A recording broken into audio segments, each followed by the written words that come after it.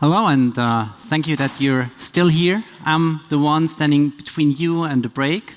And of course, I brought you a Whopper. What is a Whopper? Does anyone know?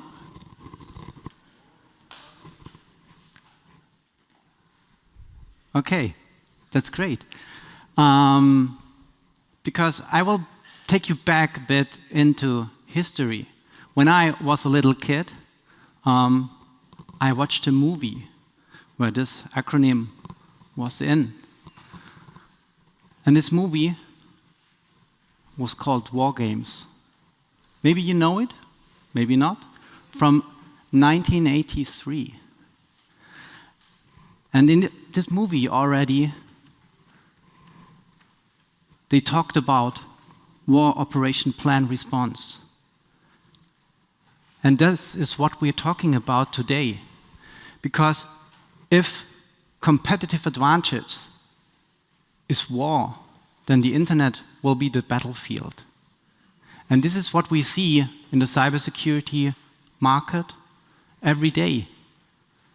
Companies are attacked by adversaries, by nation states, and we need to find a way how to defend against that. We heard a lot of different topics today in this track, and I guess just in the last track we heard about insecure software. I mean, what are these adversaries doing? They are looking for vulnerabilities. I mean, threats are there every day, but you are not harmed by a threat if you are not vulnerable. And if we just heard that so many lines of codes, and there are a trillion lines of code out there, are insecure, an attacker will find a way to get into your company, your organization, or into your software, or into your LLM. So the thing about that movie is, I'm passionate about cybersecurity. And of course, I know not everyone will be passionate about cybersecurity because you all have your daily job to do. You're a coder, or you're a product owner, or whatever. So we also heard today about cybersecurity by design. How can we ensure that cybersecurity by design is implemented into our lines of code if we receive insecure code by LLMs? I mean, there is something going wrong today if we are using technology that is not properly written and designed. So as I said, when I was young, I watched that movie, and this was one of the parts in my life where I recognized this is something I would like to do for a profession.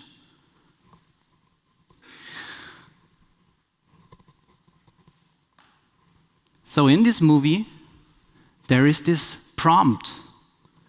And in this prompt, we already see the computer asked the hacker who hacked into this War Operation Plan Response system, which was an autonomous system in the 80s, in the early 80s, that there was a removal of a user account. So already then, in the beginning of the 80s, they thought about identity and access management, right? And abusing that. In the movie, they showed how to break into a computer system because there was a backdoor by the developer. The developer was called Professor Falcon. So already then, in the past, we still have the same problems today. Attackers abusing holes in systems. And we also heard today during some talks, we are now dealing with the problems we had in the past, and we just tried to vanish them. But as technology is moving on, all these skeletons are now coming up more and more. And we build new technology on the old stack, which is on most companies insecure. Non-hardened systems, insecure software, improper identity access management. And the computer asks, shall we play a game? So if you've never seen that movie, watch it. It's worth it, really, even if it's from the 80s. And this is what hackers are doing right now. And by hackers, I do not mean the good ones, I mean the bad ones. So as said, the adversaries or the nation states. For me, a hacker is someone who tries to find new possibilities to have a function be rewritten or reused, right? So doing the good stuff. And this is what we need to know in the defense part. We need to know how to play the game. In a secure operations center or in a cyber defense center, you need to know what are the threats attacking you, abusing possible vulnerabilities in future. And this is where LLMs can help at the one hand side, and we just heard also in the talk before, LLMs are very good in parsing log files and finding correlations and putting everything together. But what is very not that good is the way to identify new attacks. Where is the problem? We train these LLMs by information that has been developed in the past. So we can solve problems that are maybe also existed in the past. But what if an adversary or a nation state is abusing this technology to find new attacks? Of course, there are companies out there saying, yeah, we will know everything. But as said, the unknown possibilities, they are hard to identify. Because a cybersecurity operations center, for example, they look for playbooks. What is or needs to be protected? How can I implement a response on an attack? How do I identify an abnormal situation or an anomal situation? So if we do not know how to protect against specific threats, then it's hard to defend, right? So, by the way, shall we play a game? Also in the movie, this actor goes into the library because he's tried to social engineer and to identify how to abuse this backdoor to hack into the computer. He's going to a library and he takes out a magazine, a scientific magazine, and on the bottom of this, there's written Falcon's Maze, teaching a machine to think. Again, in the 80s, they showed in a movie how to teach, in the fiction, a machine to think. Of course, it was fiction. But now, the science fiction becomes science fact. This maze, so it's a labyrinth, of course, also remind me on my first console, which was an Atari 2600, released by Atari in 1979. And the game Pac-Man was released in 1981 or 82. And I had that, and I just thought, when I prepared for this talk, yes, it's right, it's a maze. And it's amazing what they already done in the beginning of the 80s with this Pac-Man. Have you ever played Pac-Man? Yes. So there are these 4 little ghosts and this yellow whatever ball, and he tries to hide from the adversaries. Again, we need to find a way to protect us against these adversaries. We need to find ways how to become much more faster than adversaries. But as I said, it's hard. It's hard to do that. Why? Again, in the other talk today, we heard, and I'm not sure if the person is still here, that there are tests of LLMs against specific attacks by consumer hardware or Something broke? By consumer hardware or by professional hardware or cloud systems. The thing is, if we talk about nation states, they have a massive machinery where they can build on. If you look at the typical APT actors attacking companies, they are professionalized. They are not just saying, oh, I will try to hack this and that, and I will try to identify if there is a vulnerability and talk about risks. They're making their money with abusing vulnerabilities. And they are successful. So if we have these nation states, if we have this huge amount of money invested into technology to attack companies, then we do have a problem, because they do not care about an AI act or governance. They just try to abuse. They just try to hack. Yeah? So this is the other side of the world when we look from the perspective of an adversary, an attacker, or a nation state. So also in the movie, there was then the situation room where the computer tries to attack and nuclear bombs flying around and simulated, and it's minutes before the World War #3. And what they did is to convince the AI, this machine that is performing some kind of an activity, not to execute the launch of atomic missiles. And the game they are playing is tic-tac-toe. So, what would you do? Which role would you choose?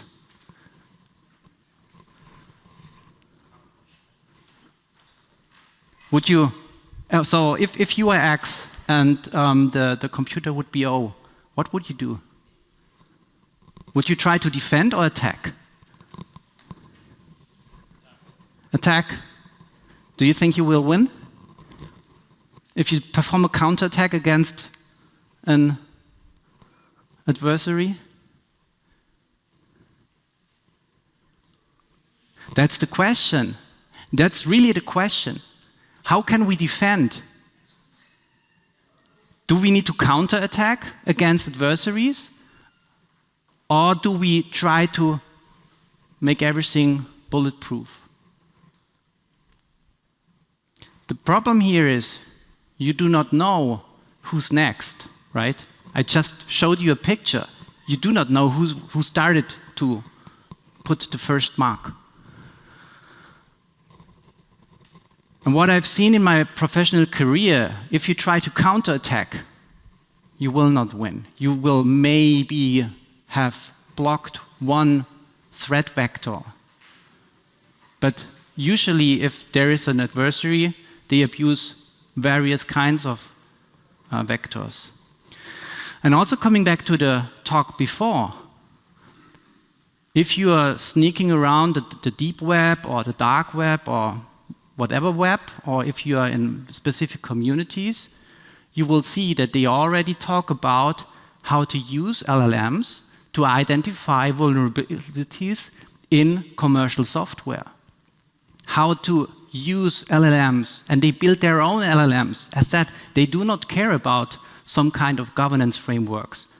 They just use what's already there, and they develop their own ecosystem. And this is another problem we will face in future. The mainstream people using AI technology on the smartphone, on the internet, they will get lazy. Again, when I was young, I was able to remember dozens of phone numbers of my friends. How many phone numbers can you still remember? They are all outsourced in the mobile, in the smartphone, right? People will get lazy. If the computer starts to think, maybe you will stop, or the people will stop to think. And there will be a small fraction of people, they are passionate about security in a good way and in the bad way. And they will be advanced, much more advanced than the most people in future, right? This is something we really need to take care about, not to lose the way how we improve the technology to make it more secure. So it will be a strange game we play. So I guess for the last sentence, it's already too late. The only winning move is not to play, but we already started to play. The play of AI, the play of LLMs. So what do we need to do? We need to invest into the education. We need to invest into securing the current baseline security. We need to invest into secure products. We need to invest into secure code. Maybe we also need to say, hey, it's not good to use this hot topic AI for the next couple of months in a way to just get the output for some new kinds of fancy stuff. Why? Because we will make the baseline we are building the next generation of technology on even more insecure, right? So there are some best practices in cybersecurity that we shall think to be implemented, like hardening our systems that it cannot be abused, having a secure software development lifecycle with multiple reviews, hardening, access management, and on and on. So these basics are still apply today and will apply in the future. Otherwise, there might be a game over. Maybe. But as always, one part will win, the other one will lose. I hope that not the good guys will lose.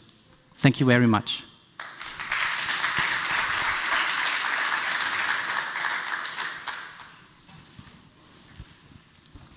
So, questions?